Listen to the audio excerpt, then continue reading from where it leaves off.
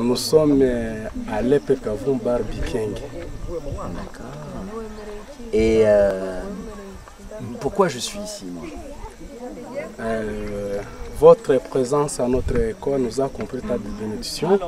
Parce que dès l'année passée, vous aviez assisté, nous avions vu votre équipe qui nous a encadrés avec les enfants orphelins d'Imilier et les enfants vivant en déprédation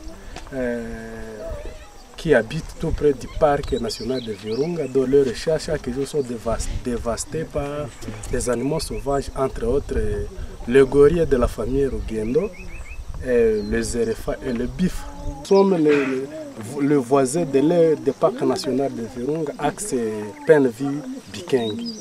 D'accord. Donc les gorilles, ils sont derrière nous alors? Exactement, ils sont là. Plusieurs familles là-bas, mais la famille la plus visée qui dévaste les chats, c'est la famille Rugendo. Et donc toi, tu as vu les gorilles alors? Exactement. Donc tous les enfants ici tous connaissent les enfants les gorilles. connaissent mieux la famille Rugendo et les autres. D'accord. Rugendo, Mapua et Piripiri. Toutes ces trois familles sont connaît reconnues. toutes les familles de gorilles. Moi j'avais même oublié Piripiri. Non. C'est-à-dire qu'en fait, il est plus facile de voir les gorilles à l'extérieur que en forêt. Les gorilles mangent des maïs. Et il y a des gorilles, cette famille Rugendo, qui commencent à manger les sorgho, même les haricots. Et quand ils trouvent encore les chats de blé, la famille donc dévaste tout. Rugendo ne laisse aucune chose. Il y a les gorilles qui détruisent, il y a aussi d'autres animaux qui détruisent?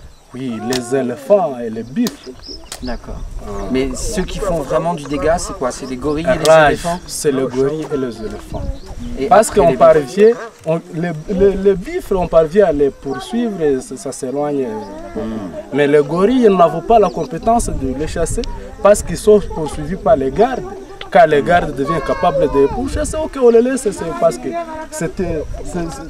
ce sont des animaux qu'on voit que ce sont des animaux bien aimés par le tourisme. Alors, on les donne. Est-ce que quand il y a des champs qui sont détruits, est-ce qu'on donne quelque chose Rien, on ne donne rien. Nous passons, c'est une situation inaperçue.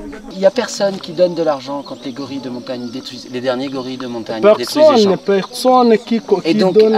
Et donc comment ils font les parents? Les parents, certains nous disent, ah voilà, les gorilles ont détruit notre champ, nous n'avons pas les moyens de vous payer. Non, on supporte ça. Et alors c'est aujourd'hui que nous sommes aisés parce que nous commençons à voir l'importance du parc. Alors, vu que leurs enfants seront scolarisés à cette école, j'ai viens d'enregistrer 160 orphelins qui sont assistés par l'assistance de l'objectif Brousse. Mais les autres restent parce qu'ils sont nombreux, on ne peut pas tous les prendre. Vous avez combien d'enfants en tout dans cette école? À cette école, j'héberge plus de 400 écoles.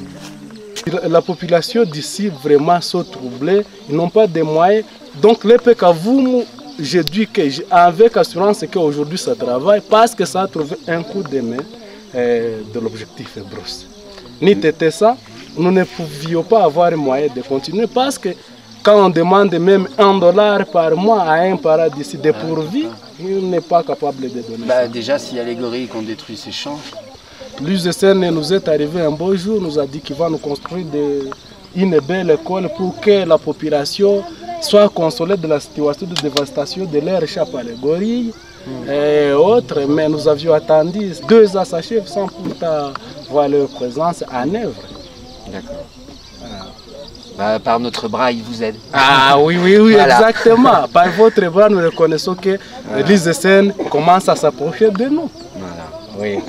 Et l'autre ONG qui a intervenu dans ce milieu, c'est Risky, qui nous a construit 3 classes en bâche.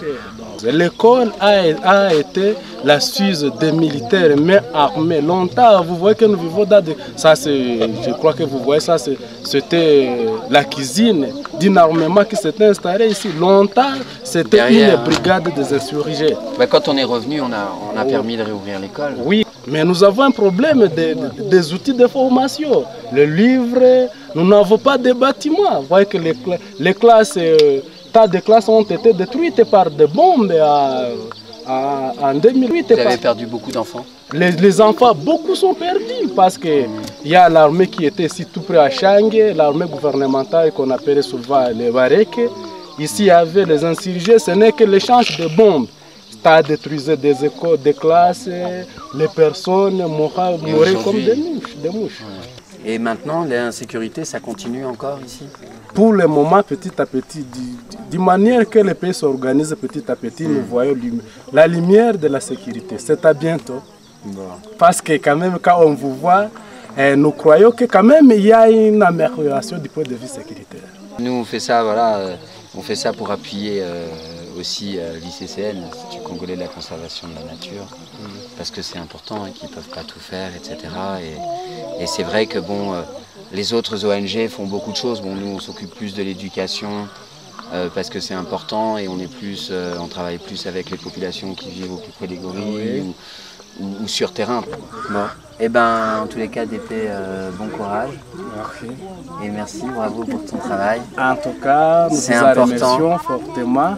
Et nous espérons que vous allez faire de mieux que la dernière année qui vient de se passer. L'année passée, vous assistez 56, aujourd'hui je vois c'est au-delà de 160. Coup de chapeau d'abord. C'est toi. Ah, merci. Parce qu'il faut protéger les protecteurs. Ah, merci. Et je sais que c'est important parce que parfois c'est difficile pour ces élèves de comprendre qu'ils n'ont pas à manger parce que les gorilles de montagne ont détruit leur champ.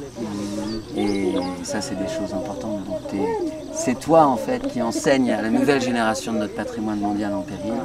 Et à travers ces enfants qu'on scolarise, on sait très bien qu'on fait vivre toute l'école entière. Et toi. Et donc ça, c'est la chose la plus importante. Prends soin de toi parce que tu sais que l'avenir du Congo appartient aux jeunes que nous encadrons. Voilà. Tu as de la chance, tu as un beau métier. Ah, merci.